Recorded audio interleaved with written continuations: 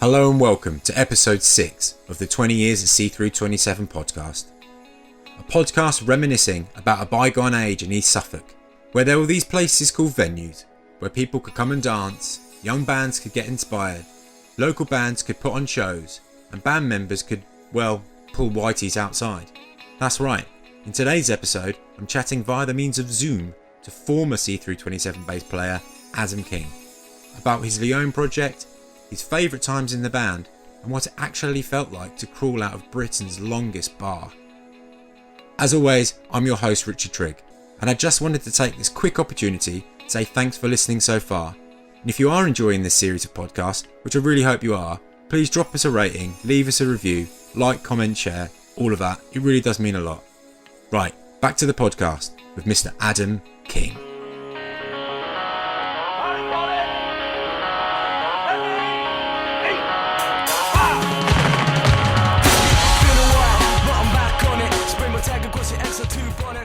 Adam King, how are you? Where are you? And how's the lockdown been treating you?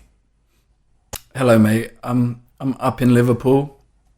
Another lovely grey day, and lockdown's been Can we swear? I can't remember. It's been shit, hasn't it?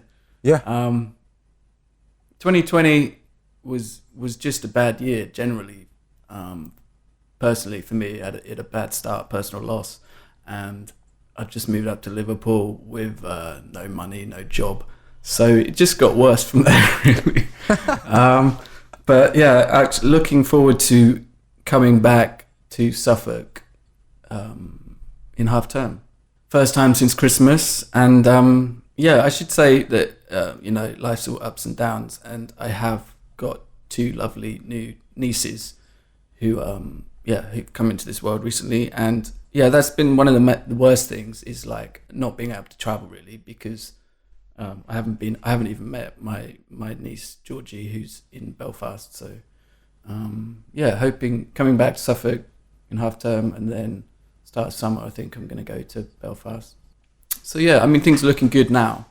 Yeah, things are looking better, and I think hopefully for most people. Yeah, fingers crossed.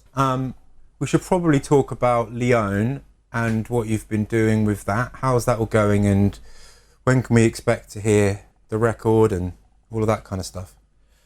Yeah, there's a new track coming out soon, and 4th of June.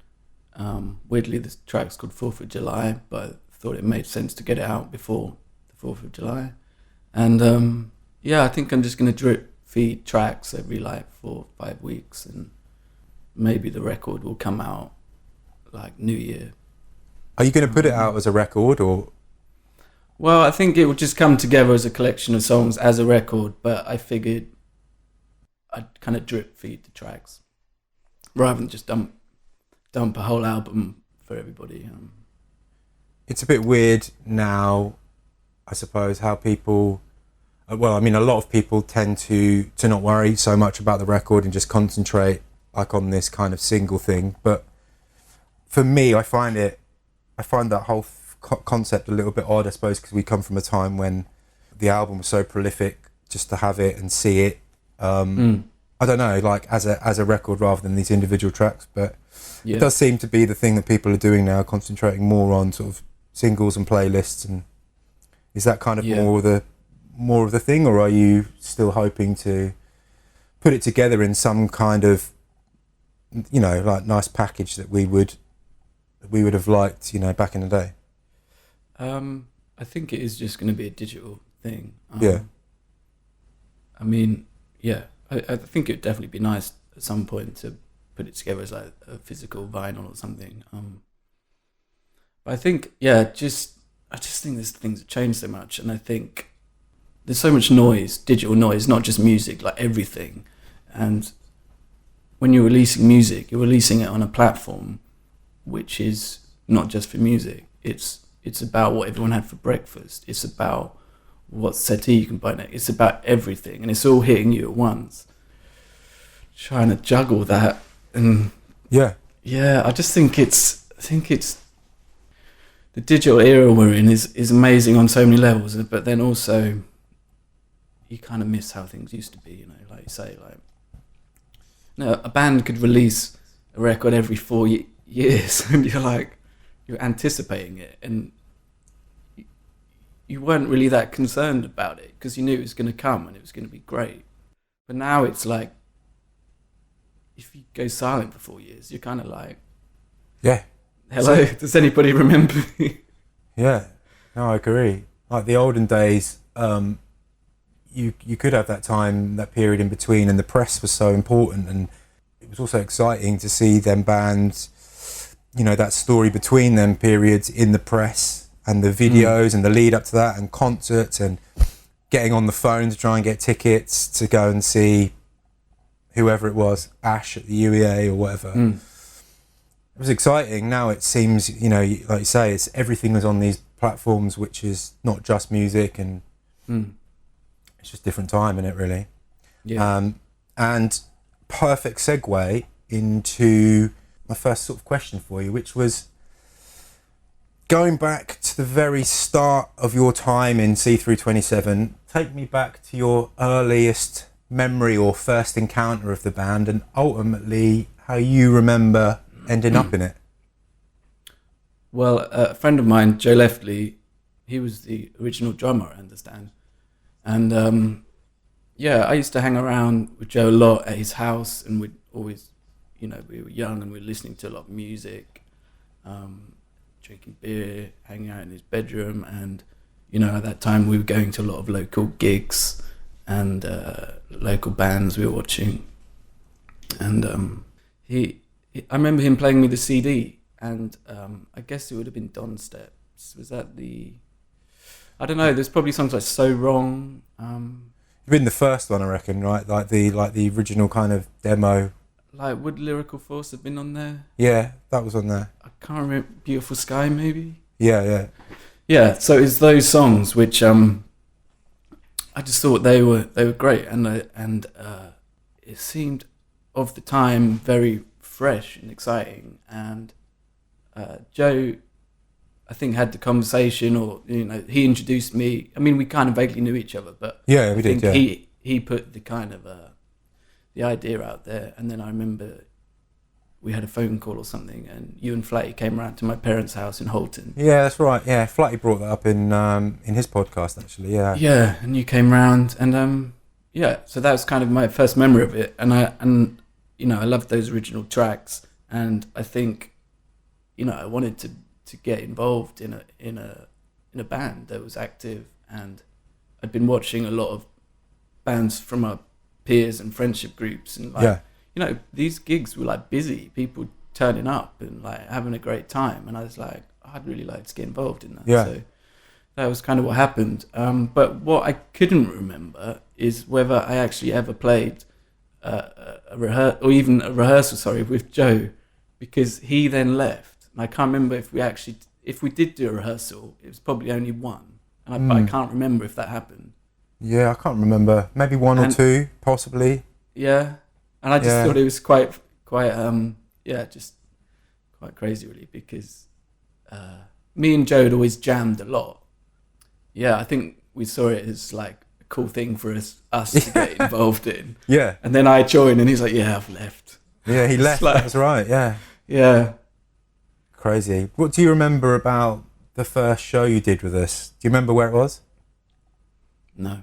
It was in Blue Notes, December 2001. Okay. Do you remember that?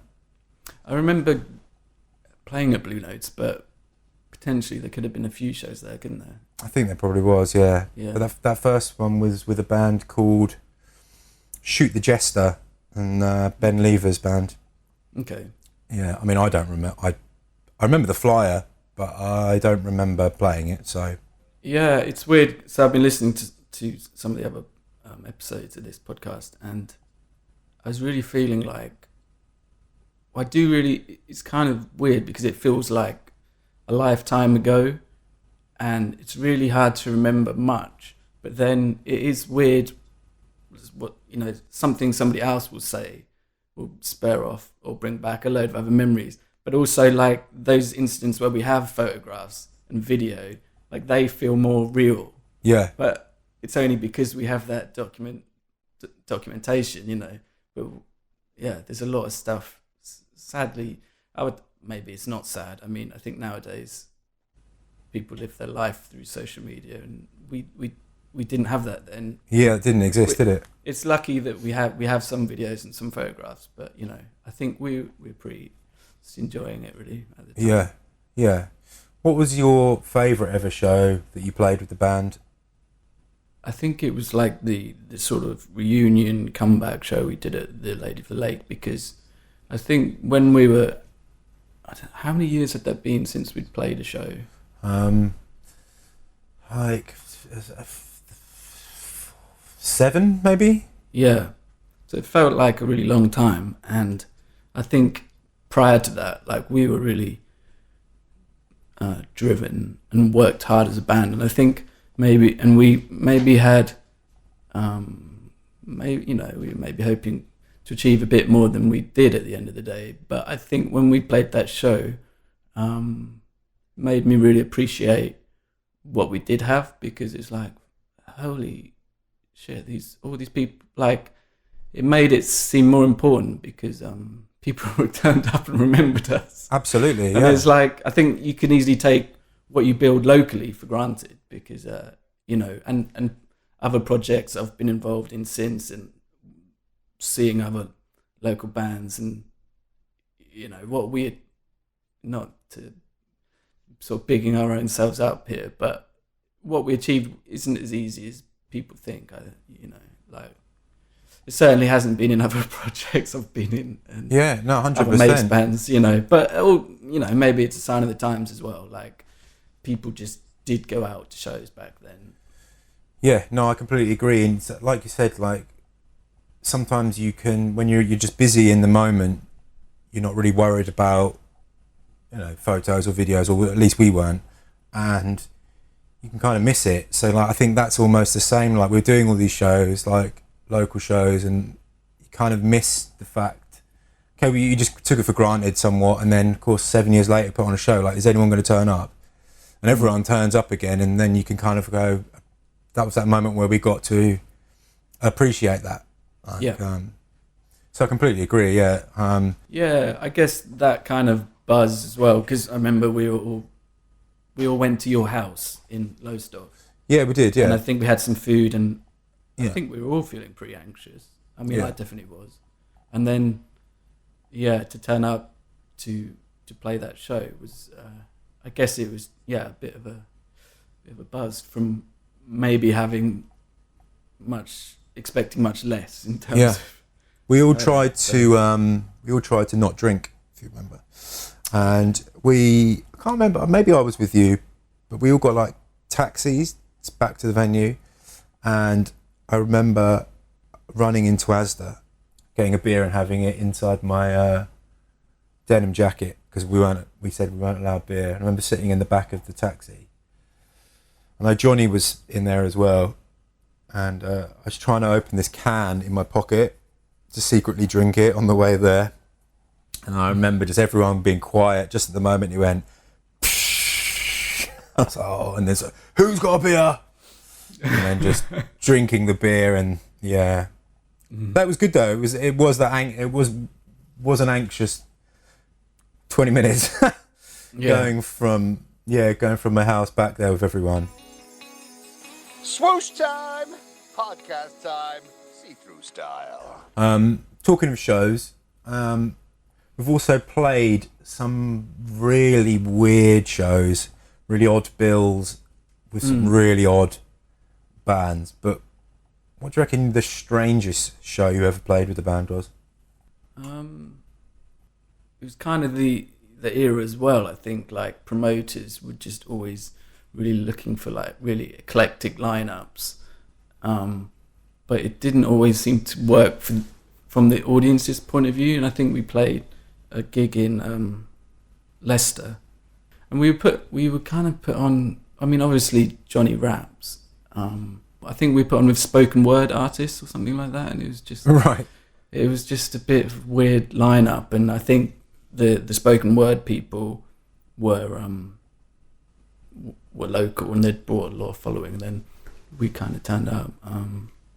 I also thought the rock garden gig was pretty weird. I mean, it was fun, but yeah, I felt like people didn't. I don't know. I mean, we obviously had some people there. Yeah. But it seemed. I think it was a song with the film sample in it. Oh yeah. The Axel F thing. Yeah. Yeah. High School Killer. I just think some people. I think what it was, because I think like it was kind of a music venue / restaurant, and some people were there to eat a meal. Or have I got that right or wrong? And I Maybe, feel like yeah. I think some people walked out. I'm not surprised. That But song I think it was one of those places where you come and go, have your meal, listen to some music, and there's a whole array of bands. In fairness, I'd walk out if I heard that song now. I mean, it's all a bit hazy, but yeah, we definitely played some weird eclectic gigs. We definitely did. Do you remember that gig you put on, which was, I think it was us and just some drum and bass DJs? I'm not sure if there was any other bands playing. Down in the Tons. Yeah, that was it. Three ton cellar. Yeah. Yeah. I remember that being pretty odd. I always liked that little venue, but I think we were maybe a bit too big a band. I used to go and watch like John Buck's trio in there quite a lot, and it was normally quite good fun. But I think because there was like 7 of us at the time, wasn't there? Yeah. We had Julie. Yeah. Yeah. I just remember that being a bit weird. There's just like a massive drum and bass collective there with all their friends, and then there's a bunch of us weirdos. Yeah. But yeah, they were funny times though, weren't they? Podcasting Cthru27, a little bit like casting when you're birding, but with less bacon and less fish hooks. Who was your favourite band that you ever got to play with or shared a stage with, and who had the biggest impact on you with bands we played with? That's a really tough one, actually. I'm just trying to cast my memory back. After I think about this, I'll probably be someone else, but we played a few gigs with the Brownies, and I kind of know that what they're doing must have resonated with me, because when I started promoting gigs, like, they were one of the bands I booked, so yeah, I think they were pretty cool. Yeah. What Cthru song do you remember having the strongest emotional connection to? It's a tricky one. I mean, I think the original songs which got me into the band, which I didn't actually have a creative part in, are probably some of my favourite songs, like Lyrical Force and Beautiful Sky. Yeah. But I think one of the new tracks, Stargazing, is something I'm proud of, because just having that input, really, like just saying I recorded on my classical guitar, and then I kind of knew it was going to come back in a good shape, but just to hear it, cool. I'm really into that song, so I hope people can enjoy that when that's released. It's got a lot of it's kind of like it's dealing with dark topics in that song. Yeah. Some of the lyrics are quite dark, but I think Johnny's lyrics and a lot of the Cthru songs kind of deal with sort of serious or dark issues, and especially Stargazing, it's kind of the song which, I mean, I would always say sad songs are the best, but I actually think the best songs are the songs which float the middle ground, and I think Stargazing is one of those. It's got that, the chorus is sort of got that euphoria, and although it's about a dark topic, and I can't really say exactly, I mean, Johnny could obviously tell you more about the song in terms of its meaning, but it almost sounds quite positive in a way, and I think they're my favourite type of songs. And I think especially just the energy that the band brings to the music anyway, like, even if it is a dark topic, like, it's always got an energy which can make you feel good. Yeah. No, wicked.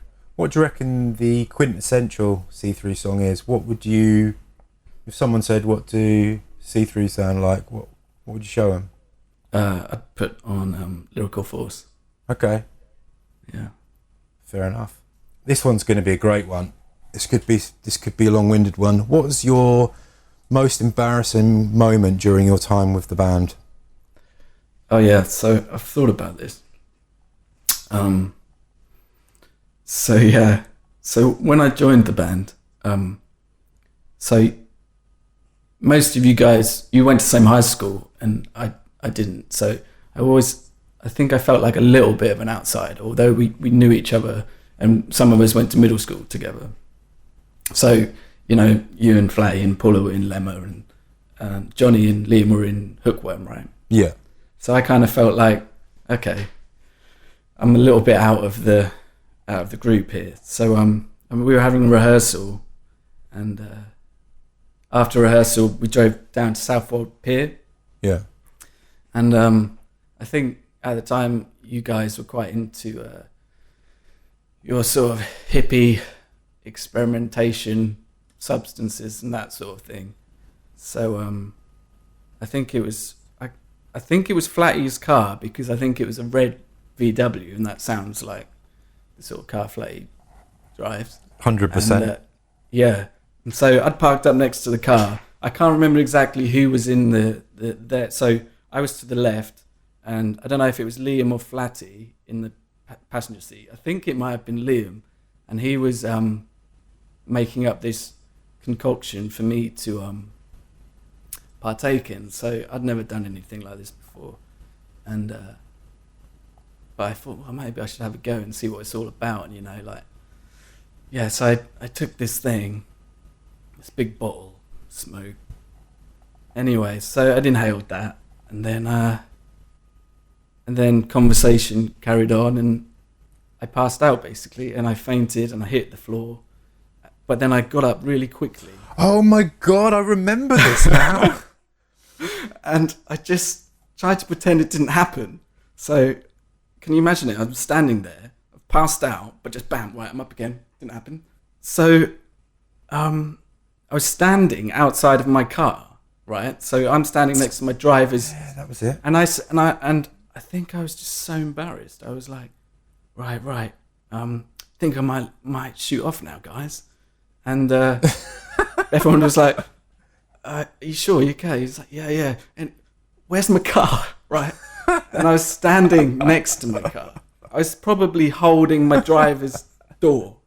And I was like, I had to ask you where my car was, and you had to let me into my car. And at that point, I was still really embarrassed. I was like, oh, shit, what am I going to do now? And I locked my door.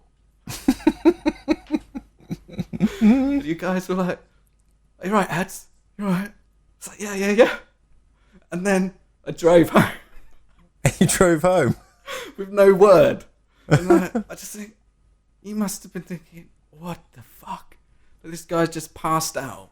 Man, I'd forgotten about that. Couldn't even see where his car is when he's standing next to it. And then he drives home. That wouldn't be the first time or the last time, right? Yeah. That was funny. I mean, do you remember when you had your escort van and we went to, we had a rehearsal and we all piled in the back, and someone made a riff in the back, and we sort of smoked that on the way to the pub that we were going to. We smoked that, and we all bundled out of the back of this tiny little escort van. We went into the bar, queued up, which was Britain's longest bar, and we queued up to get a drink, and I think you were with somebody else. And then you eventually came in and you walked through, you went past the bouncer, and you'd obviously been outside having this riff or whatever with whoever you were out there with. And then I remember you saying, I'll just have an orange juice. And they gave you an orange juice, and you picked this orange juice up, and you were shaking. This orange juice was shaking so much it was coming out of the glass. And I looked at you and I was like, are you all right, mate? You were like, yeah, fine, mate. And then you casually sort of put the orange juice down on the table and then went onto your knees, and we were like, what the fuck's happening here? And then you crawled out for the entire bar. It's Britain's longest bar, I don't know if I mentioned that, and we were like, Christ, what's going to happen as he gets to the bouncer? And the bouncer at the door had obviously kind of seen you crawling out the way and opened the door for you, and you just crawled out. We're like, see you, mate. I mean, that was a good one. I mean, I think actually that's got to be worse, isn't it? Because that was a bar full of people.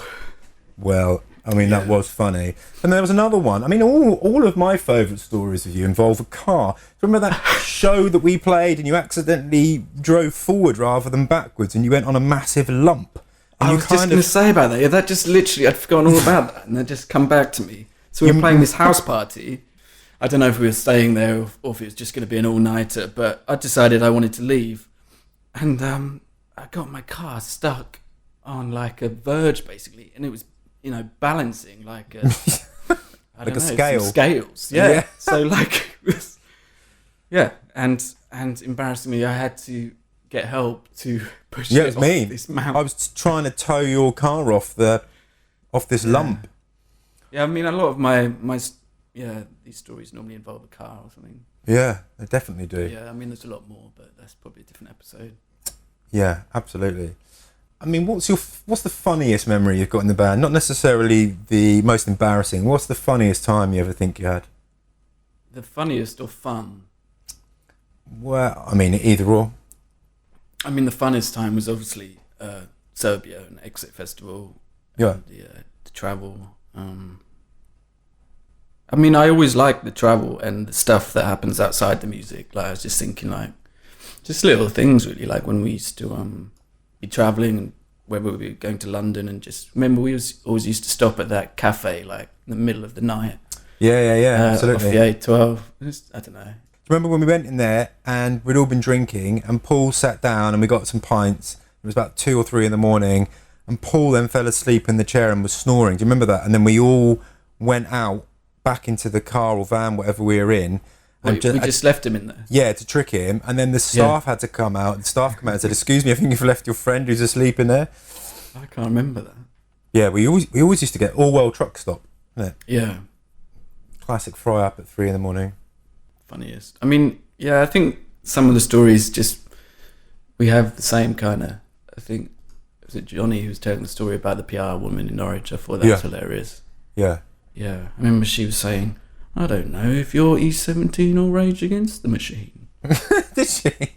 Yeah. I mean, what was her name? I could tell you the name of the company. It was Impressive PR. I was like, "Well, I've worked with Muse and Coldplay, and my name's so-and-so."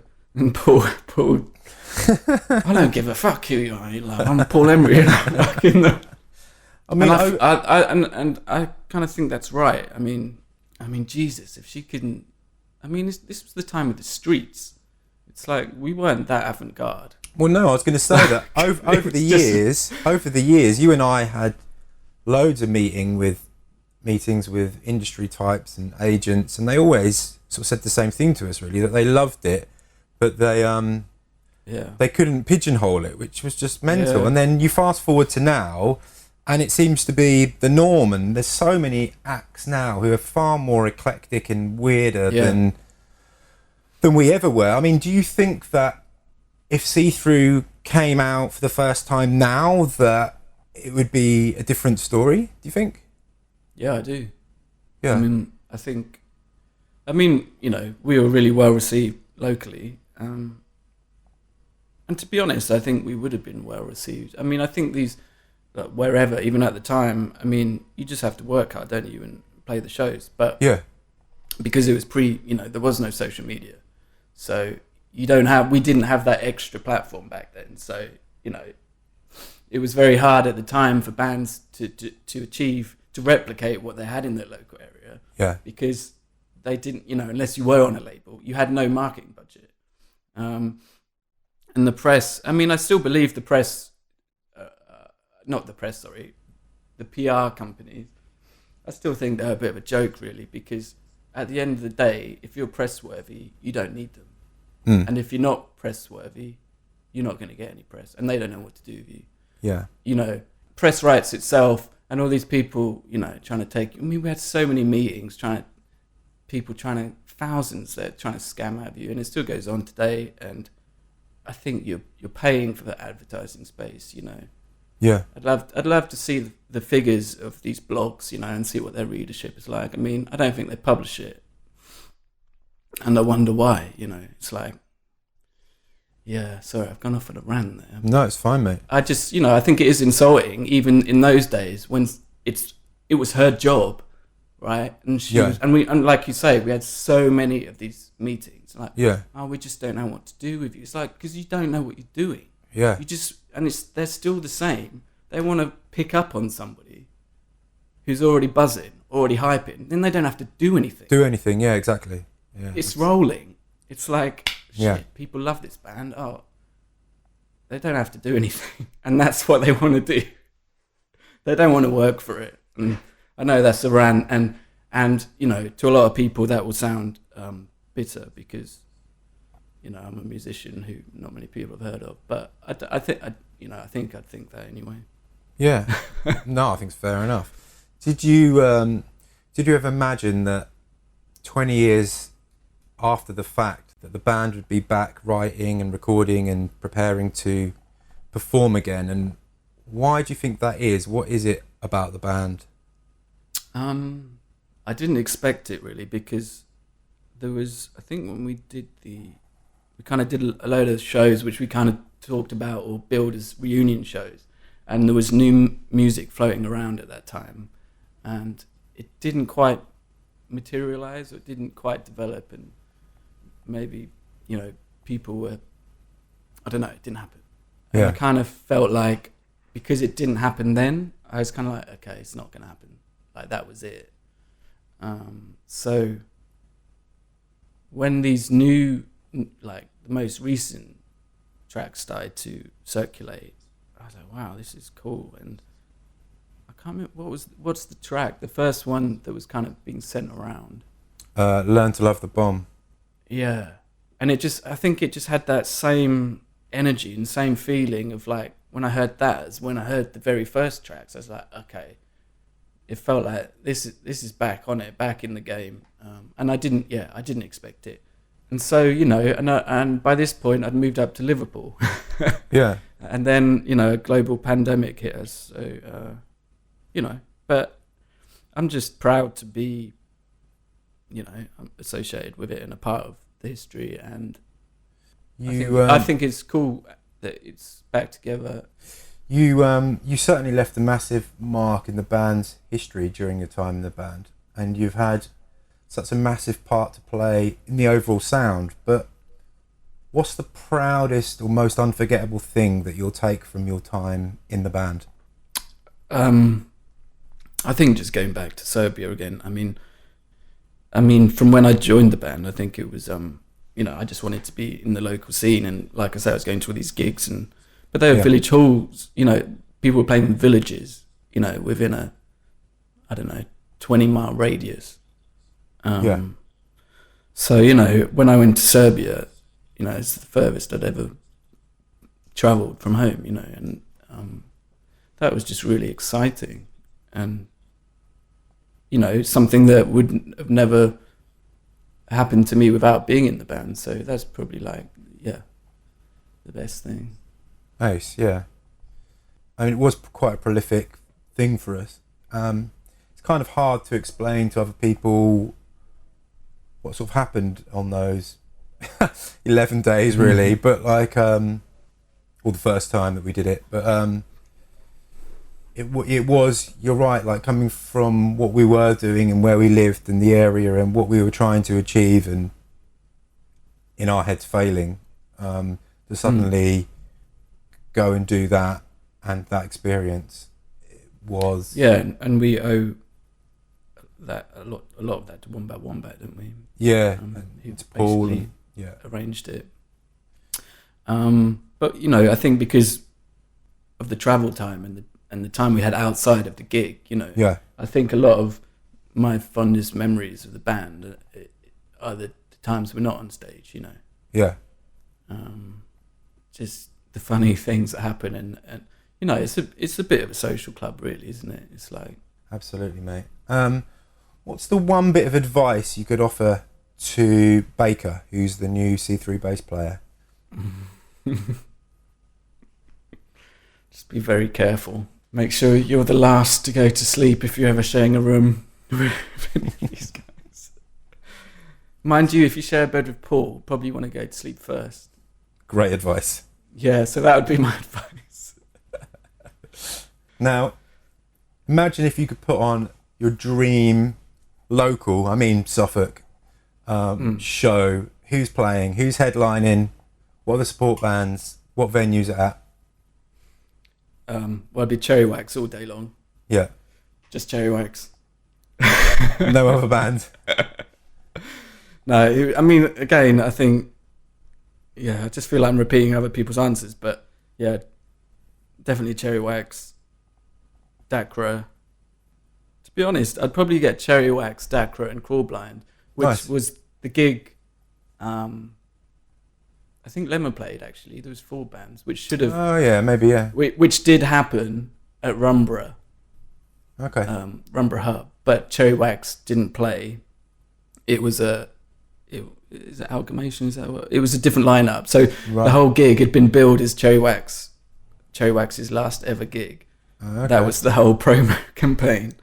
And they didn't even play. It was members of Cherry Wax with potentially Ben Mullis, or potentially not even a vocalist. I can't remember, actually. But yeah, I'd probably get that lineup that never was. So, but with Duncan and with Cherry Wax, so, Yeah. and why not throw Lemma in there as well? Nice. And finally, mate, where can people find out more about Leone and check out what you've got coming up and stuff? Leone.com, Leaone. Nice. Thanks, mate. Yeah. It's been great talking to you. You're welcome. Yeah, man, good to catch up. Wicked. We're out.